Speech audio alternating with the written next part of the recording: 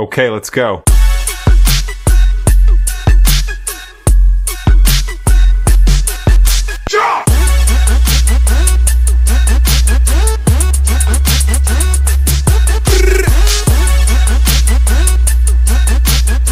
Donc, je vais vous montrer comment on travaille l'épaule en désengageant vraiment le trapèze, d'accord?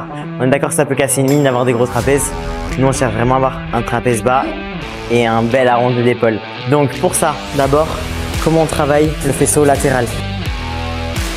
Ça va être tous les tirages de ce genre ou de ce genre, ok? Ensuite, tout ce qui est le devant de l'épaule. Dans ce cas-là, ça va être forcément des tirages frontaux. Et l'arrière d'épaule en second plan,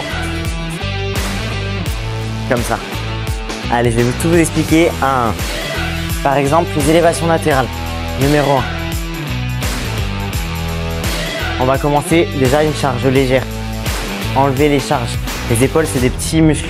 Ils ne seront pas capables de soulever tout seuls, du coup vous allez tricher avec le trapèze. Donc, on cherche toujours, quand on fait le haut du corps, à sortir la poitrine en avant, avoir déjà les épaules engagées sur le côté. On met les bras reculés par rapport au corps. On pivote légèrement les haltères vers le sol. Et là, on vient monter. On peut monter plus haut que les épaules uniquement si vous avez la capacité de déconnecter, bien sûr, votre trapèze. On retient la descente. On repart avant de perdre la tension. Là, vous voyez, il n'y a plus de tension. Donc, on s'arrête là. Super. Toujours les bras reculés. Faites attention, petit à petit, vous allez avoir tendance à faire ça et ça. On reste bien comme ça et bien les bras reculés, les haltères vers le sol. On retient.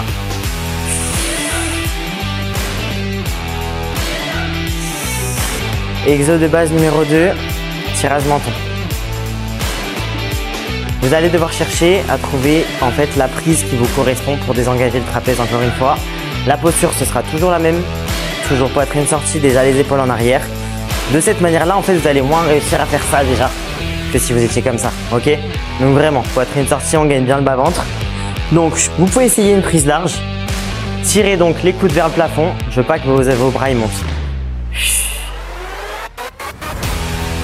Ok, c'est vraiment les coudes vers le plafond. Ne faites pas ça. Vraiment, les coudes montent vers le plafond et vous limitez. Vous retenez la descente et on repart avant de perdre attention.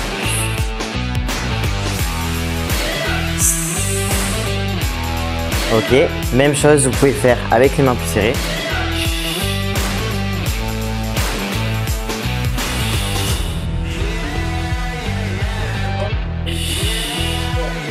Vous voyez bien, quand je fais ça, quand je tire, c'est vraiment, voilà, le trapèze il reste immobile, il bouge pas.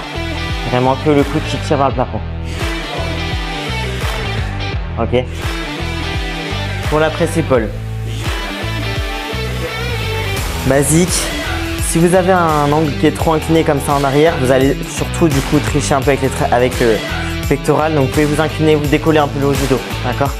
Faites attention, les coudes vous les laissez plus avancer un petit peu que les épaules, d'accord? Pas trop en arrière, vous les avancez un petit peu. On retient la descente, on descend jusqu'à avoir les coudes un poil sous la hauteur des épaules.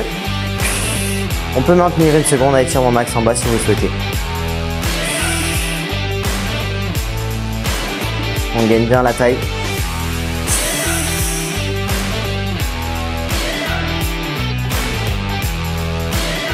Si vous souhaitez faire du développé militaire, même chose. Considérez que vos haltères ils sont là, les coudes légèrement avancés.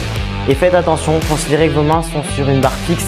Ne venez pas les rapprocher au-dessus de la tête. Gardez-les bien dans un angle à 90 degrés avec la même amplitude que vous aviez mis là. Pour travailler l'avant de l'épaule du coup. Un exercice de base. On va le stimuler au max possible, donc on va venir loin à l'étirement. Vous pouvez ouvrir les poignets vers l'intérieur. Et monter au plus haut à la contraction. Vous retenez bien lentement la descente. Vous réouvrez doucement les paumes vers l'intérieur.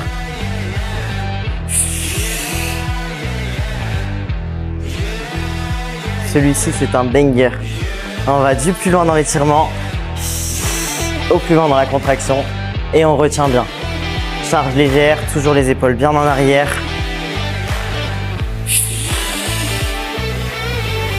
Let's go. Et du coup, un dernier petit truc donc, Cette fois, on va travailler le troisième faisceau, donc l'arrière d'épaule. Il faut savoir que pour réussir à désengager le dos, il faut que vous ayez les épaules immobiles. Finalement, il n'y a que les bras, les coudes qui vont venir tirer vers l'arrière. Je vais vous montrer ça. Si je cherche à engager le dos, je viens détendre les muscles du dos, contracter les muscles du dos. Ok, là j'engage le dos. Maintenant, je cherche à engager que l'arrière d'épaule. Épaule immobile déjà en arrière, que le coude vient tirer. Et là, vous voyez, il n'y a que le faisceau de l'arrière d'épaule qui bouge. Tout le reste de mon dos immobile.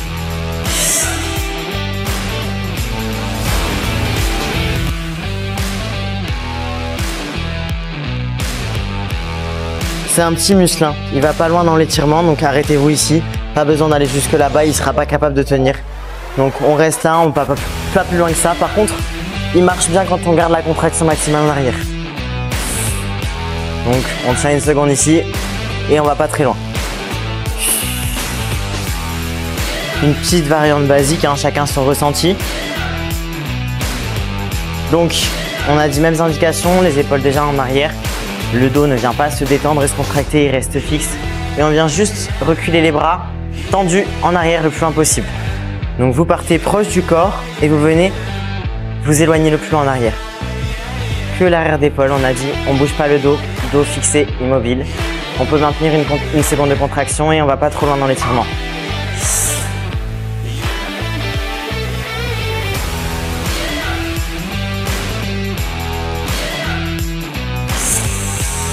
On peut faire aussi en pronation. C'est parti, maintenant vous avez tout sur les épaules. À vous de jouer pour faire des beaux arrondis sans trapèze.